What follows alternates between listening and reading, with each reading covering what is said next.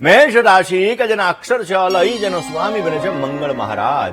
મેષ રાશિ વાળા જાતકો માટે આજે વ્યવસાયની અંદર મહત્વના કામકાજ થઈ શકે. આજના દિવસની અંદર જે મેષ રાશિ વાળા જાતકો છે, આ જાતકોને મહત્વકાંક્ષા પૂર્તિ માટેનો સુંદર મજાનો અવસર મળે.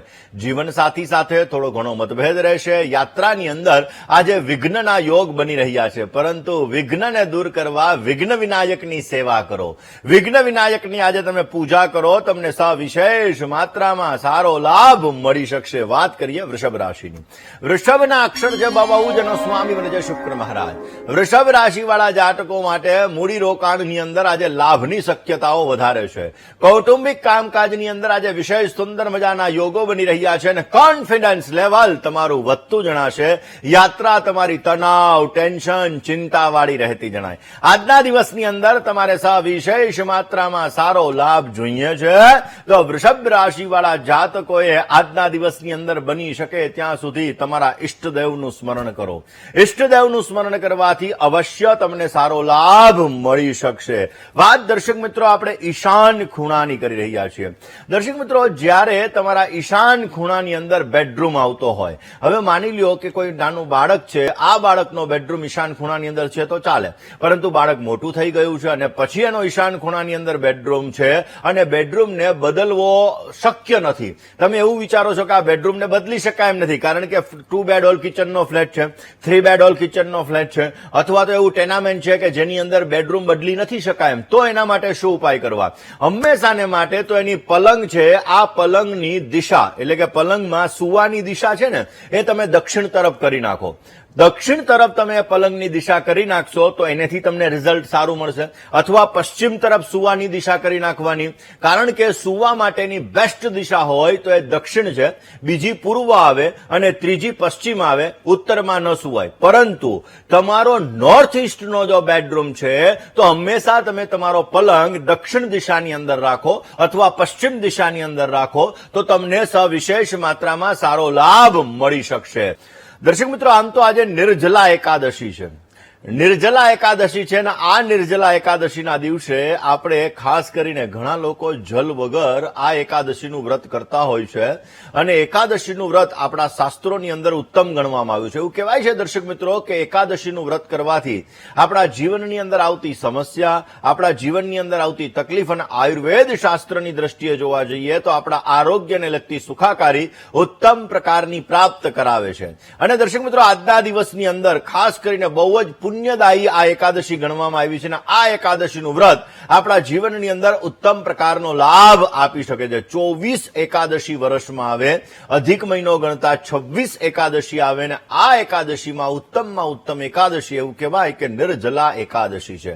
દર્શક મિત્રો, આ એકાદશીના વ્રતની અંદર ભગવાન વિષ્ણુની પૂજા અવશ્ય કરવી જોઈએ. વિષ્ણુ ભગવાનની પૂજા, વિષ્ણુ સહસ્ત્ર નામાવલીનો પાઠ અવશ્ય કરવો જોઈએ અને ખાસ કરીને ભગવાન વિષ્ણુના મંત્રના જપ કરી કેસરવાળા જલથી ભગવાન વિષ્ણુની પૂજા કરવાથી વિશેષ લાભ મળી શકે. આમ તો દાનનું વધારે મહત્વ છે, કારણ કે ભગવાન વિષ્ણુને પાલન પોષણ કરનાર દેવ કીધા અને એટલા માટે દાનનું વિશેષ મહત્વ છે. અને આજના દિવસની અંદર જો ગરીબ વ્યક્તિ હોય, નિર્ધન વ્યક્તિ હોય, જરૂરિયાતમંદ વ્યક્તિ હોય, આવા વ્યક્તિને જલનું દાન કરવામાં આવે, અન્નનું દાન કરવામાં આવે, વસ્ત્રનું દાન કરવામાં આવે, તલનું દાન કરવામાં આવે તો ઉત્તમ છે. દર્શક મિત્રો, ખાસ કરીને મહાભારતની અંદર ભીમસેનથી જોડાયેલી આ એકાદશીની કથા છે અને આપણે બધા જાણીએ છીએ ને એટલા માટે દર્શક મિત્રો આ એકાદશી બહુ જ મહત્વની છે. આજે ઓમ નમો ભગવતે વાસુદેવાય મંત્રનો જપ તુલસીની માળાથી કરવાથી આપણા જીવનની અંદર વિશેષ લાભો મળી શકે છે. વાત દર્શક મિત્રો આપણે ઈશાન ખૂણાના દોષની કરી રહ્યા છીએ કે ઈશાનના દોષને દૂર કરવા માટે કયા ઉપાયો કરવા જોઈએ. મિથુનના અક્ષર છે કચ્છ અને ગ, જેનો સ્વામી બને છે બુધ મહારાજ.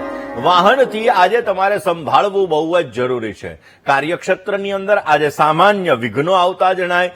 રોકાણથી આજે તમારે બચવું જોઈએ અને માતાના આશીર્વાદ આજે તમને પ્રાપ્ત થતા જણાશે.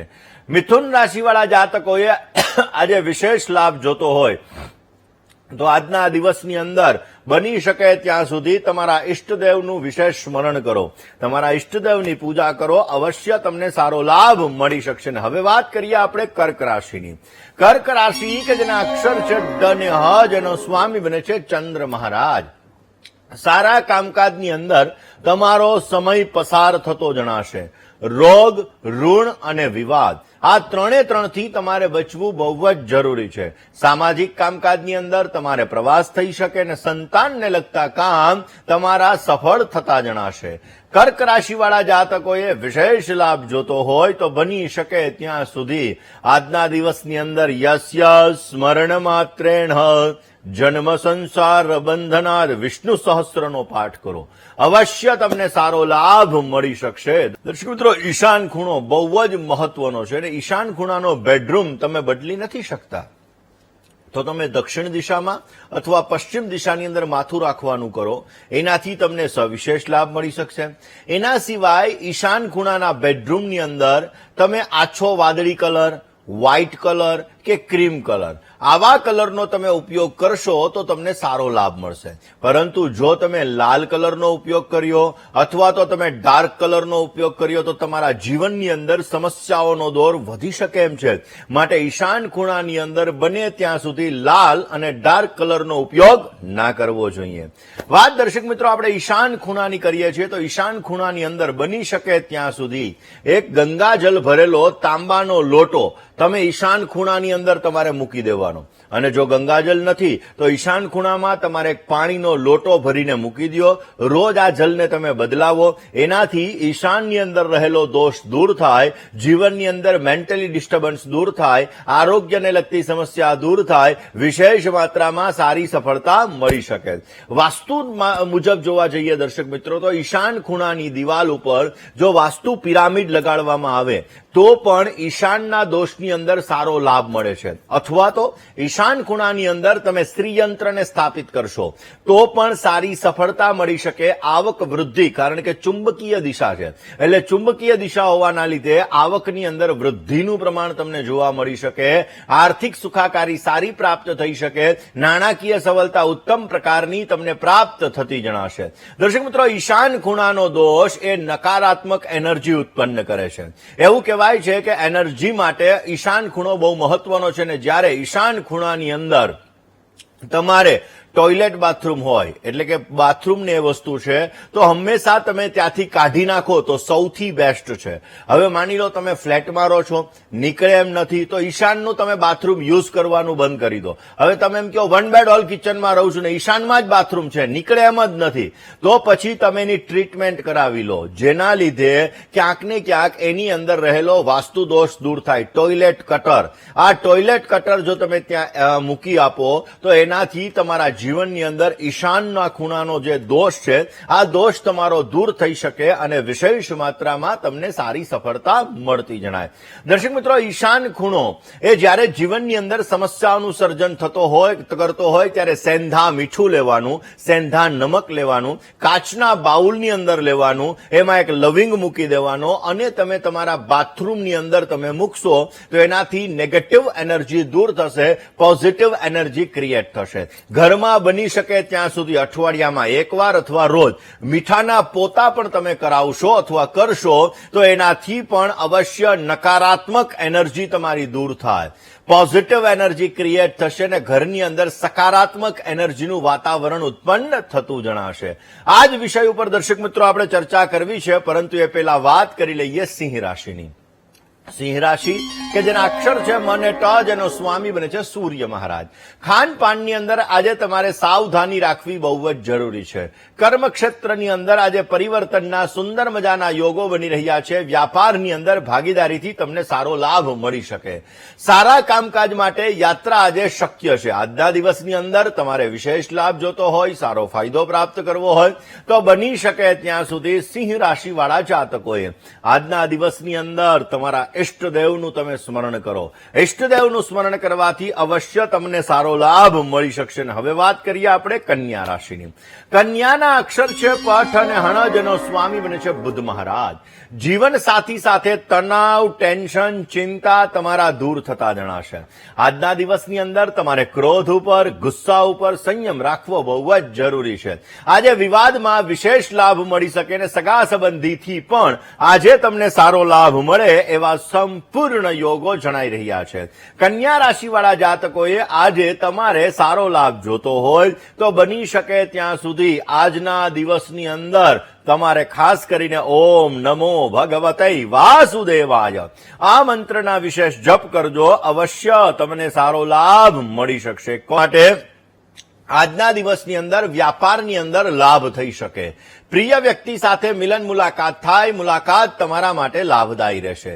વિવાદમાં આજે તમને સારો લાભ મળી શકશે. મૂડીરોકાણની અંદર પણ આજે તમને સારો લાભ મળતો જણાય. તુલા રાશિવાળા જાતકોએ આજે વિશેષ લાભ જોતો હોય તો આજના દિવસની અંદર બની શકે ત્યાં સુધી તમારે આજે ભગવાન ભોળાનાથની પૂજા અને સાથે ભગવાન વિષ્ણુની પૂજા કરો. અવશ્ય આપને સારો લાભ મળી શકશે. હવે વાત કરીએ દર્શક મિત્રો આપણે વૃશ્ચિક રાશિની. વૃશ્ચિકના અક્ષર છે ન અને ય, જેનો સ્વામી બને છે મંગળ મહારાજ. કુટુંબની અંદર વ્યાપારની અંદર મતભેદ રહેતો જણાશે.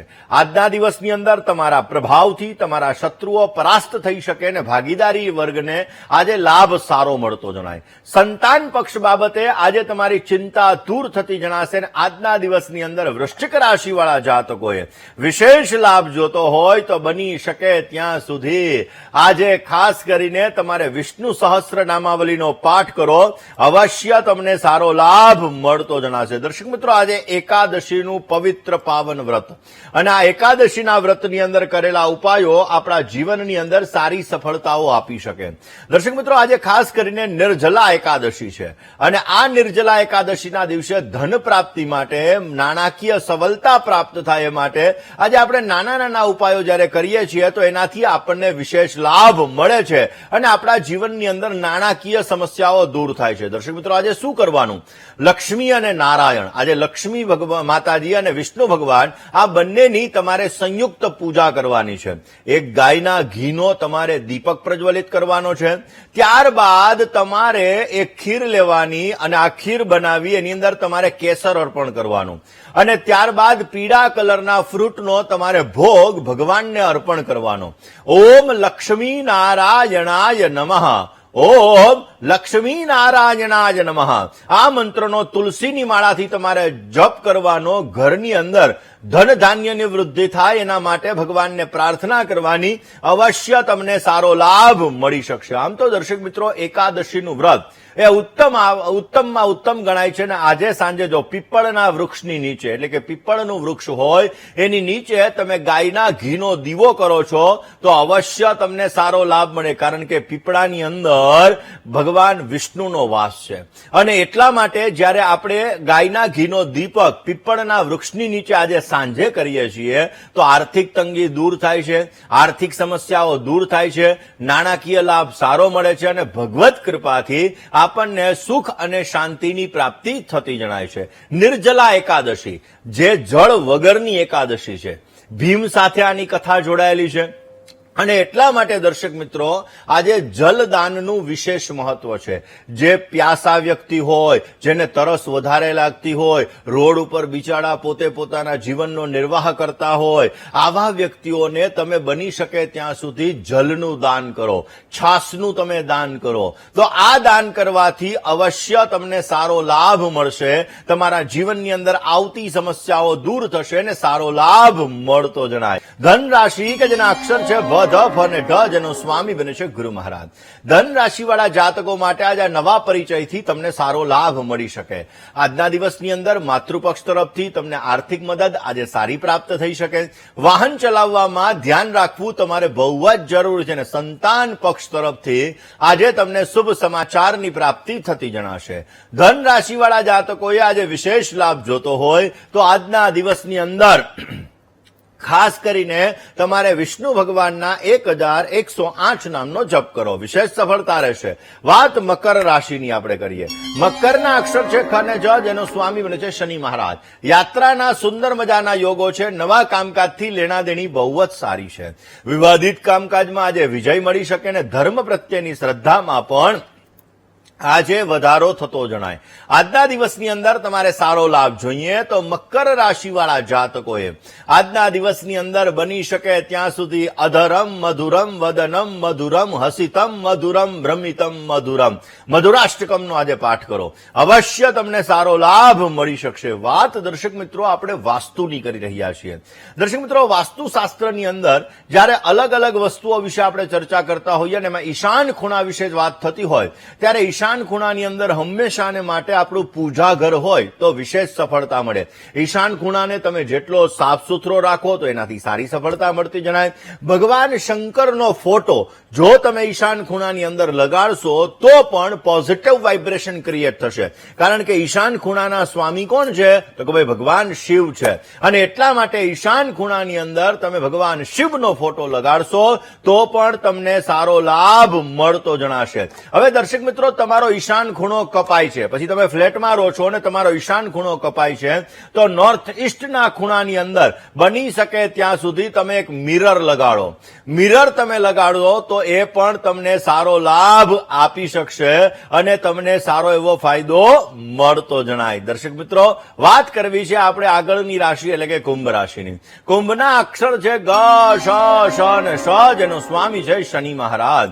કુંભ રાશિવાળા જાતકોએ આજના દિવસની અંદર સામાજિક કામકાજની અંદર તમને લોકપ્રિયતા મળતી જણાશે. મહેમાન સ્નેહીજન સાથે મિલન મુલાકાત થાય. મુલાકાત તમારા માટે લાભદાયી છે. માનસિક શાંતિના આજે સુંદર મજાના યોગો છે. વ્યાપાર તમારો મધ્યમ માત્રામાં રહેતો જણાશે. આજના દિવસની અંદર કુંભ રાશિવાળા જાતકોએ વિશેષ સફળતા જોતી હોય, સારો લાભ જોતો હોય તો બની શકે ત્યાં સુધી ઓમ ક્લીમ કૃષ્ણાય નમઃ, ઓમ ક્લીમ કૃષ્ણાય નમઃ મંત્રના જપ કરો. અવશ્ય સારી સફળતા મળશે. હવે વાત કરીએ મીન રાશિની. મીનના અક્ષર છે દ, ચ, ઝ અને થ, જેનો સ્વામી છે ગુરુ મહારાજ.